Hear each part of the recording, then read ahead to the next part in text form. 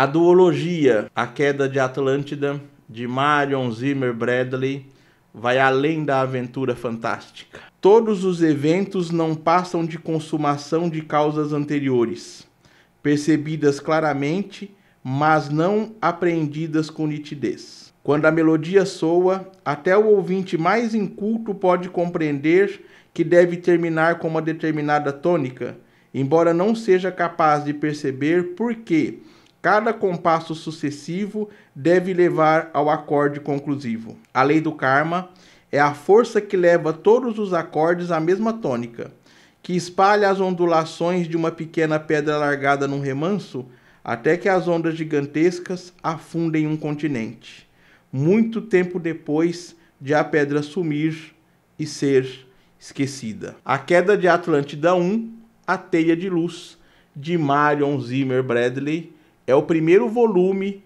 do ciclo de Avalon. Se essa é a sua primeira vez por aqui, inscreva-se no canal, ative o sininho das notificações e compartilhe com seus amigos e inimigos, porque o importante é compartilhar. Aqui no canal nós também estamos lendo a série Darkover da mesma autora e já temos vídeo para o primeiro e o segundo volume. Vou deixar aqui na descrição esses vídeos. E eu resolvi começar a falar sobre o ciclo de Avalon porque tem uma editora que está publicando esses livros e está numerando as capas de forma errada. Aquela numeração não é a real ordem ao qual se deve ler o ciclo de Avalon, mas nós vamos explicar tudo neste vídeo, falando do primeiro volume, que é este aqui, ó, A Teia de Luz, da Marion Zimmer Bradley, que, por sinal, essa editora que se propôs a publicar o ciclo de Avalon não publicou este livro aqui. Então, A Teia de Luz funciona como uma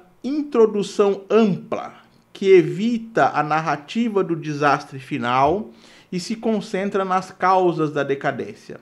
Em vez de começar pelo afogamento mítico, Bradley apresenta Atlântida no auge de seu poder, um império insular que domina um continente no centro do oceano primordial. Seu objetivo não é repetir o mito clássico, mas reinterpretá-lo como estudo sobre o abuso do poder. O romance deixa de ser mera fantasia escapista e assume a forma de parábola moral e social. A autora usa o mito de Atlântida para discutir tirania, responsabilidade ética e os impactos ecológicos e sociais da arrogância tecnológica. Nesse primeiro tomo estão as bases já frágeis, que ruirão sob o peso da própria glória. A sociedade atlante é apresentada como um laboratório de conhecimento, onde tecnologia e capacidades psíquicas convivem de forma integrada. Isso é a mesma coisa que ela usa lá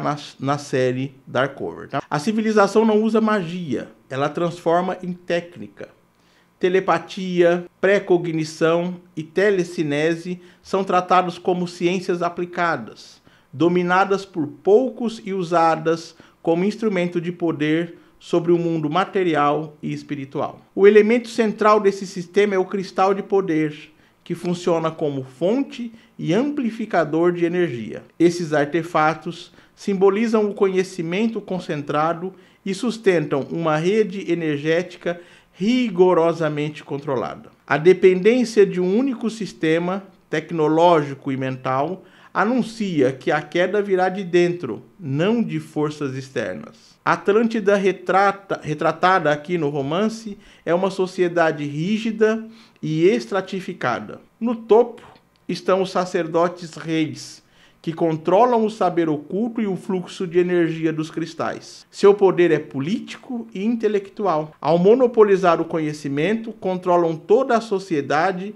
e mantêm uma forma sutil, porém absoluta, de dominação. É nesse ambiente de opulência e repressão que Bradley estrutura o conflito que levará ao colapso. O equilíbrio entre o uso ético e o uso abusivo da energia se rompe por 3 vícios: arrogância, ganância e desejo de dominação. A narrativa acompanha a disputa entre 2 grupos: os senhores das trevas, que buscam o controle total do poder, e os mestres da luz, que defendem seu uso responsável. O destino de Atlântida se decide não em guerras externas, mas nas salas de comando, onde a ética cede à ambição. O título, A Teia de Luz, designa a rede de energia, conhecimento e consciência que estrutura a civilização atlante. A teia sugere algo amplo, interligado e vulnerável. A luz, a ideia de saber e poder.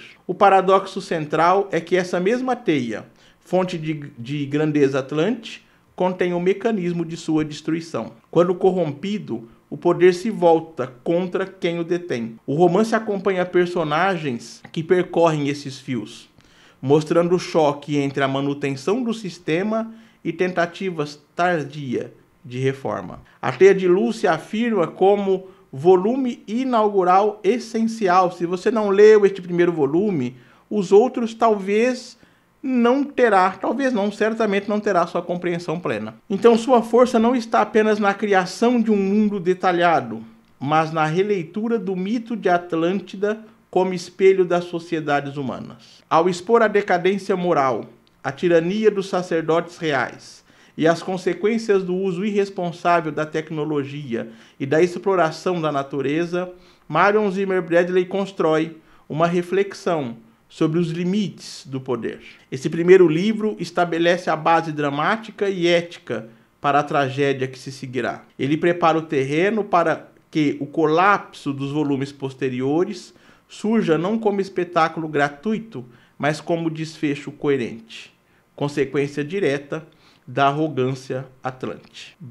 Bradley mostra, assim, sua capacidade de transformar a ficção em comentários sobre a fragilidade da grandeza humana. Tá, mas aí vocês podem me perguntar, o que tem a ver Atlântida com Avalon, lá do Rei Arthur? Tudo.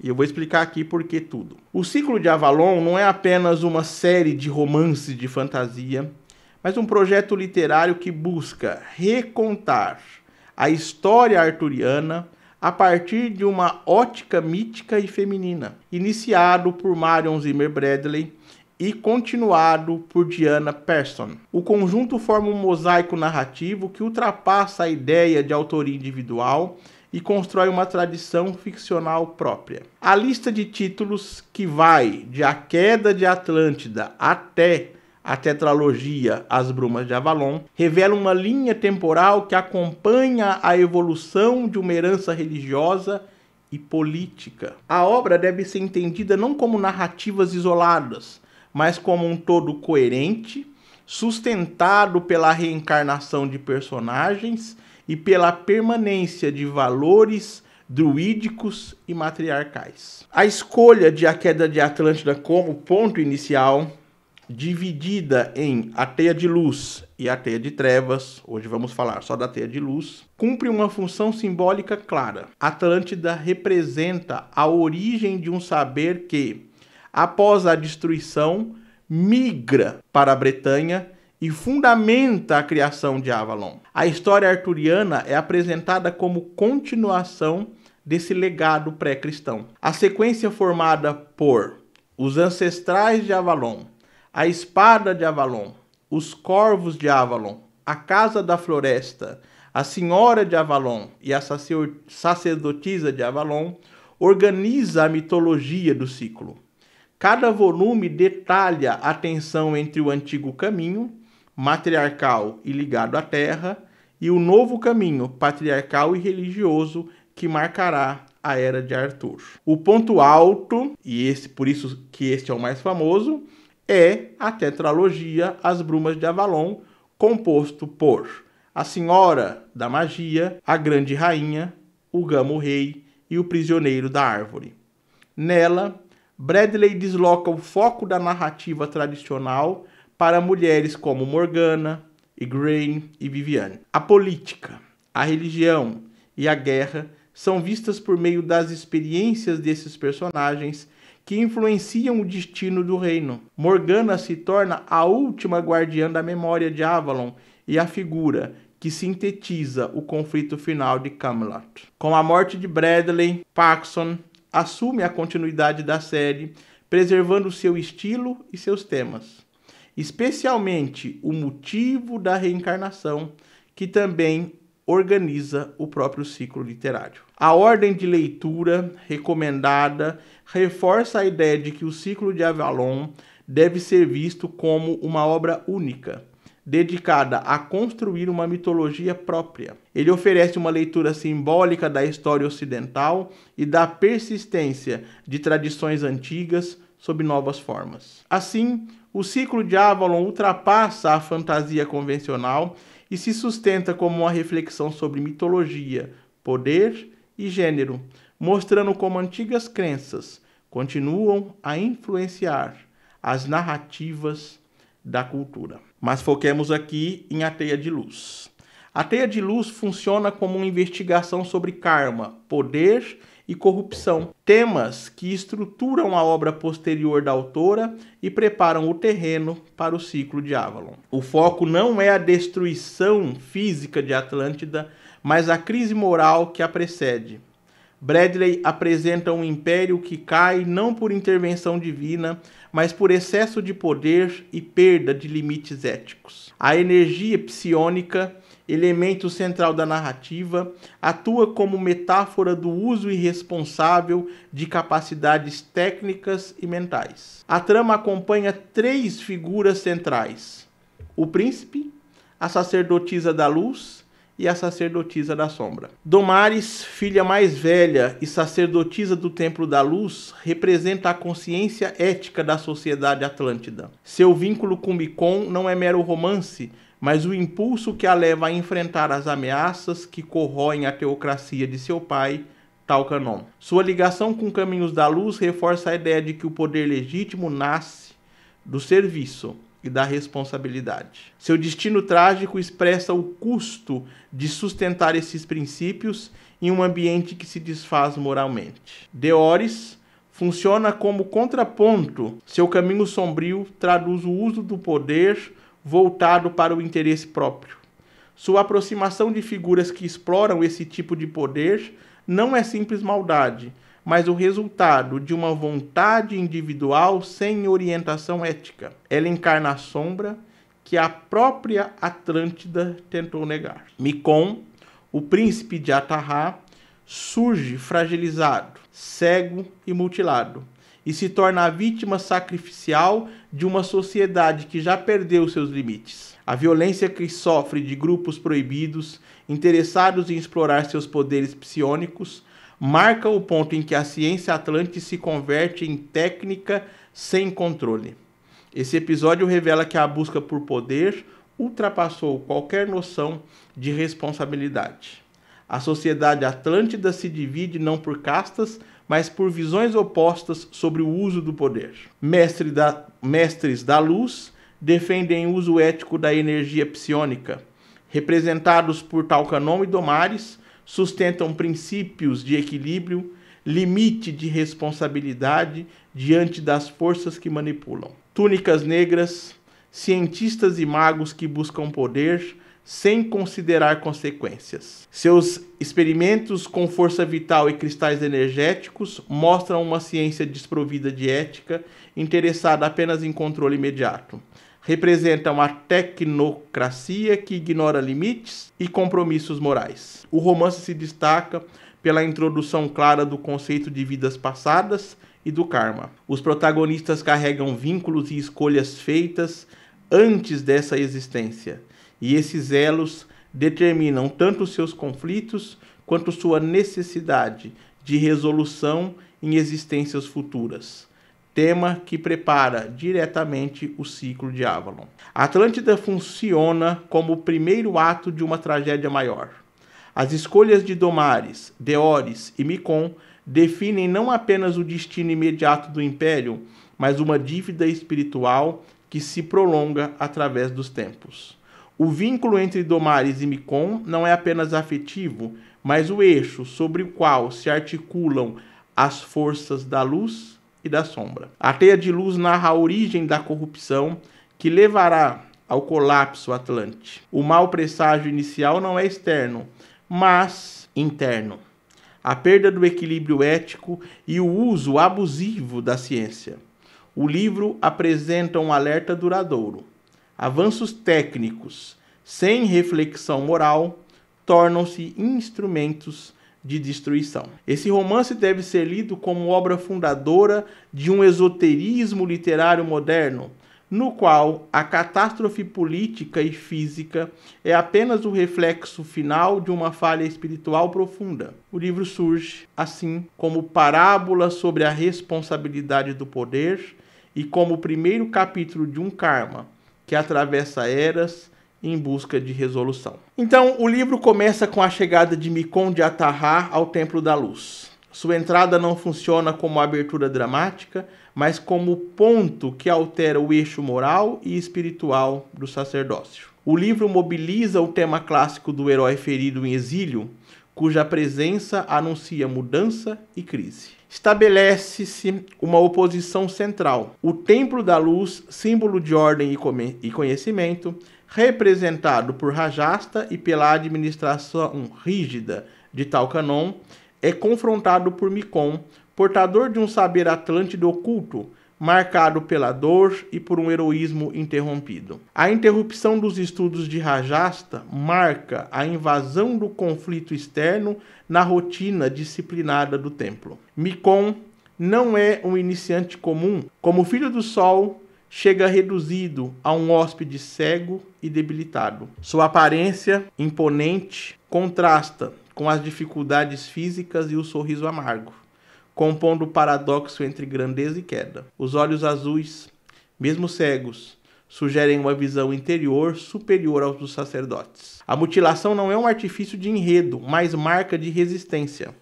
Ao atribuir seus ferimentos aos túnicas negras, grupo ligado ao Santuário das Trevas, Micon transforma o próprio corpo em prova do conflito simbólico. Sua recusa em ceder e seu propósito de cumprir uma missão revelam seu papel como guardião de uma linhagem ameaçada. O corpo ferido torna-se o último limite contra a captura de seu poder. A entrada de Domares, Deoris e Elis introduz a dinâmica da linhagem e da transmissão de poder. Domares, discípula principal e prometida a Arvá, representa o dever ritual. Sua reação instintiva a Micon revela um vínculo anterior e anuncia seu papel central na profecia. O ciúme que sente da irmã por servir Micon expressa o choque entre compromisso religioso e destino pessoal. Deoris, a irmã mais nova,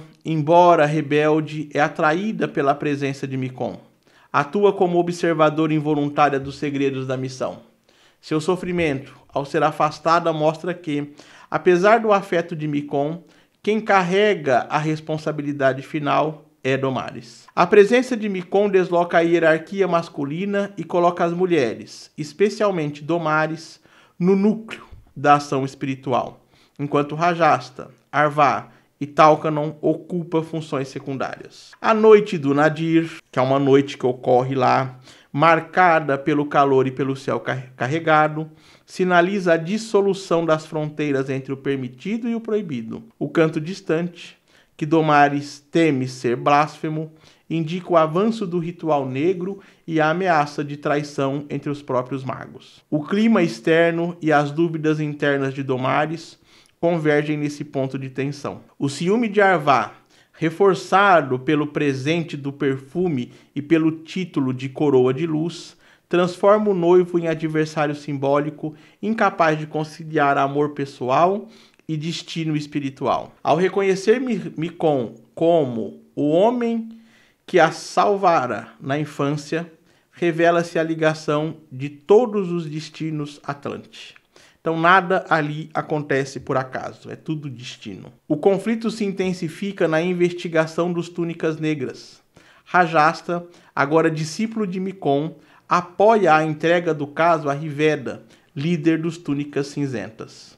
O encontro entre Riveda e Micon é decisivo. Micon recusa identificar os culpados por fidelidade aos princípios da luz. Então ele atrapalha a investigação por não querer falar quem torturou ele, demonstrando essa autoridade moral e não fraqueza. Ele não quer falar. Domares defende a punição necessária, mas presencia o esgotamento de Micon ao enfrentar Riveda, prenunciando o sacrifício que se aproxima. O núcleo do livro é a tragédia de Micom, que renuncia à vingança para preservar uma herança, o filho futuro com Domares. Você vai me dizer, mas Domares não é noiva? É noiva. Mas só que nesta sociedade, a mulher, antes de se casar, tem o direito de escolher alguém para ter um filho que talvez possa não ser o marido, o futuro marido. Então a cena no campo da estrela sela o vínculo entre os dois, agora reconhecido e abençoado por Rajasta. Então Rajasta abençoa a união entre Micom e Domares. A visão do Doire de fogo em torno de Riveda indica nova ruptura interna e anuncia que a antiga guerra alcançou o próprio Templo da Luz. O ciclo narrativo envolve Domares, Micom e Deores como um conjunto de histórias sobre iniciação, sacrifício e transmissão de poder. A tensão surge do confronto entre o dever espiritual, representado pelo templo, e a força vital da maternidade. O livro ultrapassa a ficção romanesca ao apresentar uma alegoria sobre responsabilidade e sobre o custo da preservação da linhagem sagrada de Atarrá, simbolizada pelo nascimento de Micail, o herdeiro. Esse ciclo não é apenas uma sequência de eventos numa comunidade espiritual. Funciona como um tratado sobre a responsabilidade diante da vida e da morte. A estrutura do templo, com sua hierarquia e seus espaços de passagem, compõe o cenário em que a interioridade dos personagens é testada por rituais que marcam etapas de crescimento. O encontro entre Domares e Micom, à beira da morte, rompe o equilíbrio do templo e introduz a urgência da continuidade da linhagem. Micom, príncipe que renunciou ao título e agora luta contra a morte, representa o arquétipo do Deus que se extingue para transmitir sua força. Domares torna-se a escolhida para garantir a sobrevivência dessa linhagem. Cego e enfraquecido, Micom não busca apenas amor, mas o cumprimento de uma necessidade: gerar um filho que preserve seu poder e proteja a humanidade. Esse ato não nasce do desejo pessoal, mas do dever sacerdotal de impedir o desaparecimento de seu legado e de enfrentar o mal que ameaça retornar. A transferência de poder após o parto, quando Micom obriga Riveda a concluir o ritual, marca o ponto máximo do seu sacrifício.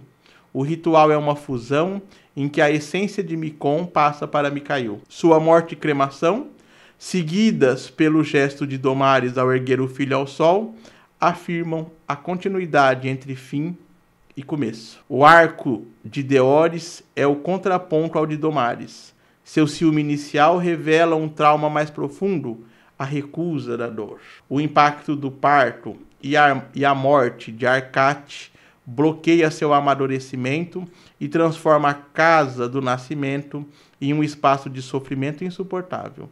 O ritual da água viva, que permitiria sua passagem à maturidade, é recusado por medo de enfrentar o fluxo da vida. Ao rejeitar esse rito, Deores escolhe permanecer presa ao próprio ego ferido. Seu nome cerimonial anuncia um destino marcado por conflito. Sua reação à gravidez de Domares mostra sua dificuldade em conciliar idealização e realidade. Essa fragilidade a expõe à influência de Riveda, que a manipula e a transforma, sem que ela perceba, em instrumento num ataque mágico contra o bebê. Riveda está usando Deores para atacar a própria irmã, o filho da própria irmã. Assim, ela se torna o ponto de choque entre forças opostas.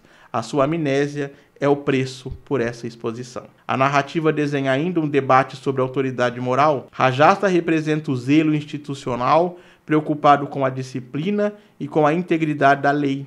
Riveda, por sua vez, encarna o reformador ambicioso, valoriza métodos que rompem tradições e flerta com práticas que tornam perigosas. O alerta de Micom sobre sua violência contra a natureza antecipa seu destino trágico. O clímax ocorre no parto de Domares. Ao exigir a presença de Deores, mesmo contrariando a lei, e ao afastar Carauama, que deveria fazer o parto, Domares exerce um poder que redefine o sentido da norma. A necessidade espiritual se impõe ao rigor do ritual. Assim, sua ascensão à função de guardiã é legitimada. Ela assume não apenas a continuidade biológica, mas a responsabilidade espiritual pelo templo, comprometendo até o próprio filho. A história termina afirmando a vitória da vida sobre a morte e da renovação sobre a traição, garantindo que o ciclo se conclua com a promessa de um futuro sustentado por compaixão e força. O ciclo de Domares e Micon é, portanto, mais que uma saga.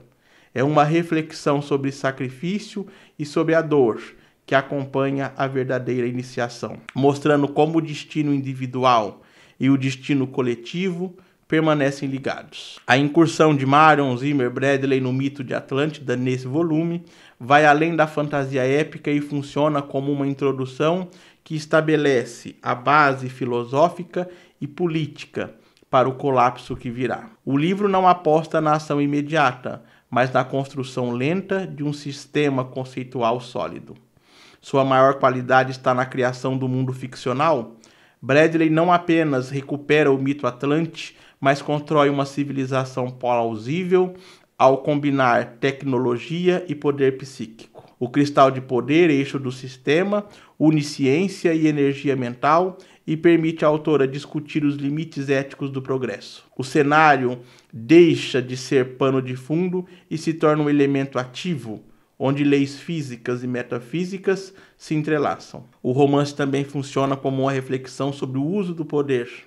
A queda anunciada da civilização é usada para examinar as consequências da arrogância humana, marcada pelo uso irresponsável da tecnologia. O confronto entre os mestres da luz e as túnicas negras forma-se numa metáfora para a tensão entre responsabilidade coletiva e ambição. A obra questiona se o avanço é possível sem moderação e prudência. Outro ponto decisivo é o foco da dimensão psicológica e no peso moral das escolhas. Os destinos de Domares, Deores e Micon formam o núcleo emocional da narrativa e transformam o desastre político numa tragédia pessoal, guiada por vínculos e dívidas acumuladas ao longo de outras vidas. A sensação de fatalidade que atravessa o livro cumpre bem a função de preparar o terreno para o segundo volume. As críticas à obra costumam apontar seu ritmo lento.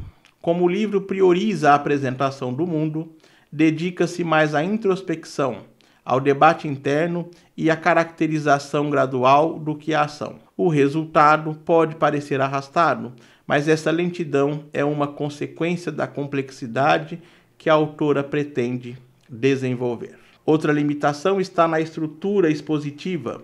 A magia atlante, o funcionamento dos cristais e as leis do karma exigem explicações frequentes, o que interrompe a fluidez narrativa em vários momentos. Essas pausas são necessárias para manter a coerência interna, mas pode fragmentar o ritmo.